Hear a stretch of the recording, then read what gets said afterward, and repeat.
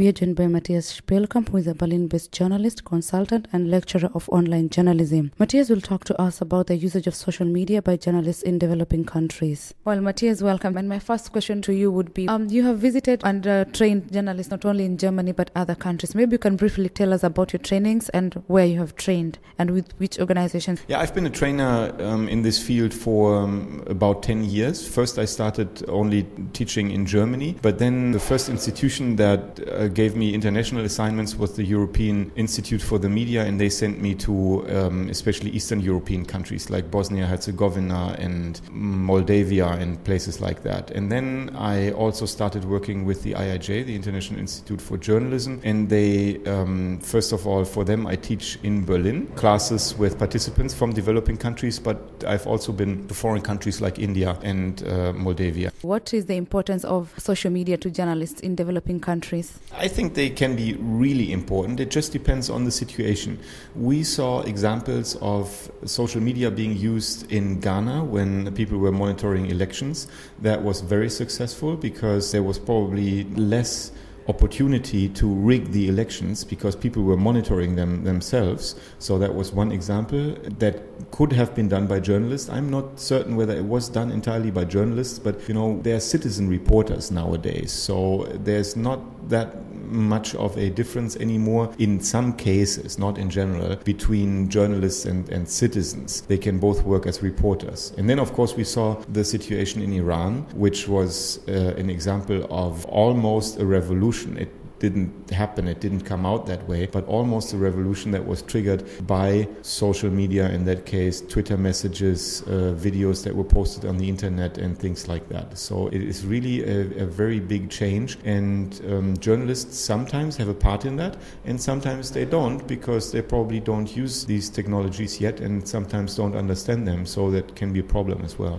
So you have worked with journalists from developing countries. Do you think they're exploiting the available social media in their work, like Facebook and Twitter, to the fullest? Many journalists that I've met use social media privately, very much. They have Facebook accounts, they have LinkedIn accounts, they use Twitter, they have blogs, but sometimes I get the impression that the transition from private use to journalistic use has not really taken place. Not, of course there are examples of people who do that, and especially in developing countries there are many people who are really experimenting with that. I, for example, would not say that journalists in Germany are using social media more than people in developing countries, although they have a much easier access to the internet and all these technologies because of their broadband connection. But sometimes they are just not curious enough. And I often see that people from developing countries, they are curious because they can use it to stay in touch, for example, with family members in foreign countries and things like that. So they use these technologies, but they have to do the transition from private use and private life to journalistic use. You have trained some of these journalists. Do you have any experience with some of them changing from private use to journalistic use after the training? Yeah, I have experiences like that. One that comes to my mind immediately is a journalist from India. He was in one of the courses where I taught, and he opened his own blog right after the course, probably 2 or 3 weeks after the course, and that was 2 years ago already, probably, and he's still blogging, and he's doing that very successfully. People read his blog in India. It's not, one of the most famous blogs, but he certainly has his followers, and he uses that also to enhance his journalistic career. He now teaches at, I think, a university and talks about social media in journalism. And there are other examples, but probably not as prominent as this one. Probably right now the most in thing in Europe is Twitter, and maybe in developing countries in Africa and Asia it's not. People are still using Facebook. What is your advice to journalists? How can they use Twitter not only for private use but also for journalistic use?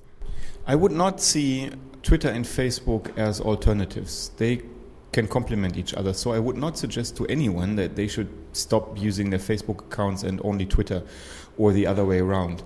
And especially, you have some people who just send the same messages to their Facebook status updates and to their Twitter account, which gets on people's nerves because they don't use it for the same thing. So you need some experience with Twitter to find out what it's good for. I think in some cases it's good for research, so I find information on Twitter a lot. In my case, it's helpful because I'm a freelancer, so I can publish my thoughts and I can make people aware of the stuff that I'm doing and probably make them interested in that. If you're a reporter for a newspaper, you don't have to be a reporter for a newspaper, it can be TV or anything, but if you are employed, you could still use Twitter, probably in connection with your job, and you have to make clear that it's okay for your employers that you use Twitter, and you could inform people about the stories that you're working on, or probably the stories that have been published by you. And if you have a following, then that might even increase the number of readers or the number of hits that people get on their websites. Generally, what is your advice to journalists in developing countries regarding social media? People should make good use of it. They should really experiment with it, test it, find out what they can use and what for they can use it, and really stay curious. We have lots of phases where first it was discussion forums that were the huge thing. Then it became blogging. Then Facebook came. Now it is Twitter. So things develop, and you can't really bet on the fact that this is now the last interesting technology that comes up. There will be something else. And it's very important to stay curious. First of all, because you can find out what you can use it for. As I said, for example, research. But also, you need to stay in touch with your readers and your users and your viewers and your listeners. So you need to know what they are using and how they use it. So if you don't use it yourself, you will not understand many of these social media applications and services. Only if you use them, you will realize the full potential, and then you can develop good ideas about how you can integrate that into your journalistic work. Thank you, Matthias, for being with us. My pleasure.